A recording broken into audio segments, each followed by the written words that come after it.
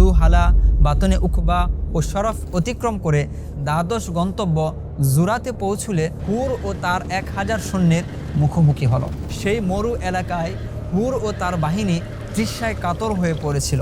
হজরত ইমাম হোসাইন রাদিয়াল্লাহু আনহু যখন জানতে পারলেন যে তিনি শহীদ হবেন, তবুও তিনি দমে না গিয়ে ইমানি চেতনা নিয়ে এগিয়ে গেলেন।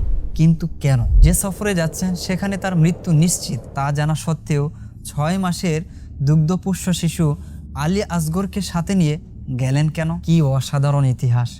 এমন ইতিহাস পৃথিবীর বুকে দ্বিতীয়টি আছে বলে মনে হয় না। 60 হিজরির 27শে রজব নানাজান হজরত মোহাম্মদ মুস্তফা সাল্লাল্লাহু আলাইহি ওয়াসাল্লাম এর রওজা মুবারকে শেষবারের মতো হাজিরি দেওয়ার পর ইমাম হুসাইন রাদিয়াল্লাহু আনহু মদিনা শহর ছেড়ে মক্কার উদ্দেশ্যে রওনা হলেন এবং 4 শাবান মক্কায় পৌঁছলেন। এরপর 8 জিলহজ মক্কা থেকে কারবালার উদ্দেশ্যে যাত্রা শুরু করলেন। সেই সফরে ইমাম হুসাইন রাদিয়াল্লাহু আনহু প্রায় 20টি স্থানে যাত্রা বিরতি নিয়েছিলেন। তোর মধ্যে যেসব স্থানে উল্লেখযোগ্য ঘটনা সংঘটিত হয়েছিল সেই স্থানগুলো এক এক করে আমরা তুলে ধরব। প্রথম গন্তব্য বুস্তান ইবনে আমির অতিক্রম করার পর ইমাম হুসাইন রাদিয়াল্লাহু তাআলা আনহু যখন দ্বিতীয় গন্তব্য সাফাহতে পৌঁছলেন, সেখানে তার সাথে আরবি সাহিত্যের এক বিখ্যাত কবি ফারাজদাকের সাক্ষাৎ হলো, যিনি কাকতালীয়ভাবে কুফা থেকে আসছিলেন। ইমাম হুসাইন রাদিয়াল্লাহু আনহু তাকে কুফার পরিস্থিতি সম্পর্কে জিজ্ঞেস করলে তিনি বললেন, হে রাসূলের দৌহিত্র, তাদের অন্তর আপনার পক্ষে কিন্তু তাদের তরবারি আপনার বিরুদ্ধে। ইমাম হুসাইন রাদিয়াল্লাহু আনহুর তৃতীয় যাত্রা বিরতি হলো ইরিক নামক এক নির্জন স্থানে। সেখানে বশির বিন গালিব নামক এক ব্যক্তি ইমাম হুসাইন রাদিয়াল্লাহু আনহু এর কাফেলার লোকদের তাঁবু টাঙাতে দেখে অবাক হয়ে গেলেন। পরে তিনি ইমাম হুসাইন রাদিয়াল্লাহু আনহুর সাথে সাক্ষাৎ করলে কথোপকথনের এক পর্যায়ে ইমাম হুসাইন রাদিয়াল্লাহু আনহু তাকে সফরের উদ্দেশ্য জানালেন এবং নিজের শাহাদাতের সংবাদও দিলেন। ইমাম হুসাইন রাদিয়াল্লাহু আনহুর চতুর্থ যাত্রা বিরতি হলো হাজেসে। এই স্থানে তিনি কিছুটা বিশ্রাম নিলেন এবং কুফাবাসীদের উদ্দেশ্যে একটি পত্র লিখলেন আর তা হজরত কায়েসের হাতে দিয়ে কুফায় পাঠিয়ে দিলেন। পঞ্চম গন্তব্য বাজুল উয়ুন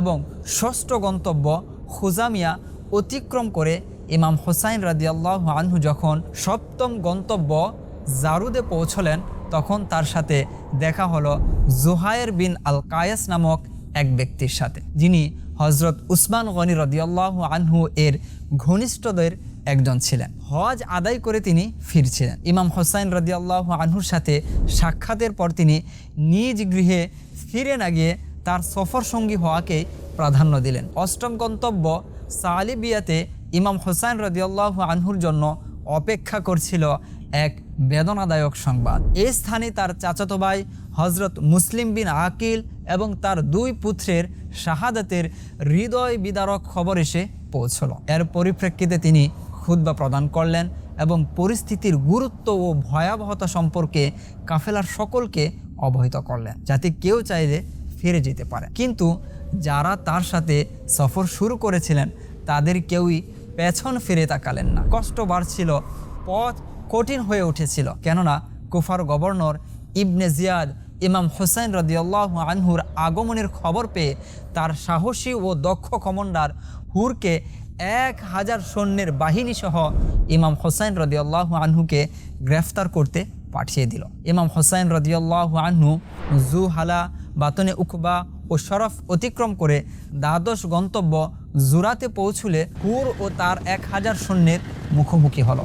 সেই মরু এলাকায় হুর ও তার বাহিনী তৃষ্ণায় কাতর হয়ে পড়েছিল, তাদের কাছে পানিও ছিল না। তখন ইমাম হুসাইন রাদিয়াল্লাহু আনহু নিজ হাতে তাদের পানি পান করালেন। এরপর তিনি তাদের সামনে বক্তব্য রাখলেন। জোহরের নামাজের সময় হলে তার কাফেলার সাথে হুরের বাহিনীও তার পিছনে নামাজ আদায় করল। ত্রয়োদশ গন্তব্য কাদাসিয়া। এটি ছিল একটি টার্নিং পয়েন্ট। ইমাম হুসাইন রাদিয়াল্লাহু আনহুর গন্তব্য ছিল কুফা, কিন্তু এখানে তিনি পথ পরিবর্তন করলেন এবং কারবালার দিকে যাত্রা শুরু করলেন। শাহাদতের গন্তব্যের দিকে সফর অব্যাহত রেখে মুগিসা, উজিবুল হিজানাত, বাইদা ও জহুসম অতিক্রম করে ইমাম হুসাইন রাদিয়াল্লাহু আনহু যখন অষ্টাদশ গন্তব্য কাসরে বনি মুকাতিল পৌঁছলেন তখন সন্ধ্যা নেমে এসেছিল। তিনি সেখানে রাত কাটালেন। পরদিন সকালে এই গন্তব্য থেকে রওনা হওয়ার সময় তার মুখে বারবার উচ্চারিত হচ্ছিল ইন্না লিল্লাহি ওয়া ইন্না ইলাইহি রাজিউন। তার পুত্র আলী আকবর এই কালিমা পাঠের কারণ জিজ্ঞাসা করলে তিনি বললেন, বেটা, আমি এই মাত্র স্বপ্নে দেখেছি এবং তাতে আমাদের শাহাদাতের সংবাদ দেওয়া হয়েছে। শাহজাদা জিজ্ঞাসা করলেন, আব্বাজান, আমরা কি হকের পথে নেই? ইমাম হোসাইন বললেন, অবশ্যই আছি বেটা। তখন শাহজাদা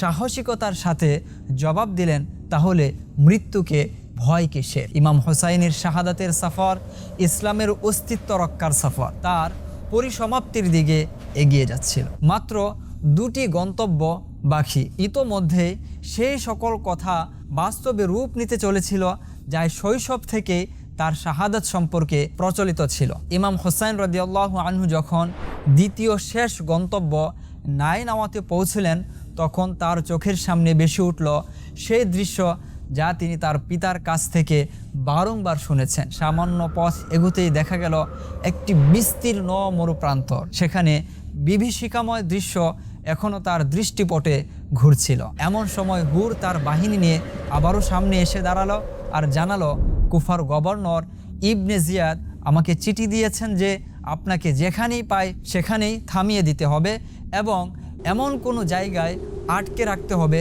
যেখানে পানি বা কিছুই নেই। ইবনে জিয়াদের নির্দেশে সেই ধুধু মরুর প্রান্তরে আহলে বায়তের কাফেলা এবং তাদের সঙ্গীদের সেই 1000 সৈন্যের বাহিনী ঘিরে ফেলল এবং ইমাম হুসাইন রাদিয়াল্লাহু আনহু জিজ্ঞাসা করলেন, এই জায়গার নাম অন্তত বলো। জবাব এলো, এই জায়গার নাম কারবালা। তখন ইমাম হুসাইন রাদিয়াল্লাহু আনহু তার পরিবারের উদ্দেশ্যে বললেন, এটাই আমাদের থাকার জায়গা, এখানেই আমাদের রক্ত ঝরবে, এখানেই আমাদের কবর হবে। এখানে ইয়াজিদি বাহিনীর দৃষ্টতা দেখে সর্বপ্রথম যিনি ইমাম হুসাইন রাদিয়াল্লাহু আনহুকে আটকে ছিলেন সেই হজরত হুর রাদিয়াল্লাহু আনহু ইমাম হুসাইনের দরবারে ক্ষমা প্রার্থনা চেয়ে হাজির হলেন এবং নিজের প্রাণ তার পথে উৎসর্গ করলেন। এই কারবালার ময়দানই ছিল সেই সুদীর্ঘ সফরের 20তম ও সর্বশেষ গন্তব্য। আর এখানে আহলে বায়াত ও তাদের সঙ্গীদের উপর জুলুম নির্যাতন করে পানি বন্ধ করে দিয়ে তাদের ক্ষুধা ও তৃষ্ণার মধ্যে শহীদ করা হবে। অবশেষে 61 হিজরির 10 মুহররম আশুরার দিন তপ্ত মরুর বুকে 3 দিনের ক্ষুধা ও তৃষ্ণা সহ্য করে সিজদার অবস্থায় ইমাম হুসাইন রাদিয়াল্লাহু আনহুকে শহীদ করা হলো। ইন্না লিল্লাহি ওয়া ইন্না ইলাইহি রাজিউন।